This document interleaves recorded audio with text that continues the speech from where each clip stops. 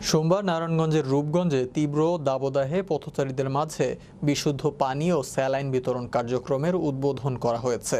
রূপগঞ্জ উপজেলা প্রেস ক্লাবের সাধারণ সম্পাদক মকবুল হোসেনের নিজস্ব অর্থায়নে অনুষ্ঠানে উপস্থিত ছিলেন রূপগঞ্জ উপজেলা নির্বাহী অফিসার আহসান মাহমুদ রাসেল, উপজেলা সহকারী কমিশনার ভূমি সিমন সরকার, রূপগঞ্জ উপজেলা প্রেস ক্লাবের সাধারণ সম্পাদক মকবুল হোসেন, উপজেলা প্রেস ক্লাবের সাংবাদিক আলম হোসাইন, মাসুম মিয়া সহ আরও অনেকে। অনুষ্ঠানে রূপগঞ্জ উপজেলা প্রেস ক্লাবের সাধারণ সম্পাদক মকবুল হোসেন বলেন, চলতি তীব্র দাবদাহ থেকে পথচারী, গাড়ি চালক ও উপজেলার বিভিন্ন দফতরে সেবা নিতে আসা লোকজনদেরকে স্বস্তি দিতে বিশুদ্ধ শীতল পানি ও স্যালাইন বিতরণের উদ্বোধন করা হয়েছে। এ কার্যক্রম চলতি তীব্র দাবদাহ অব্যাহত থাকবে বলেও জানান তিনি।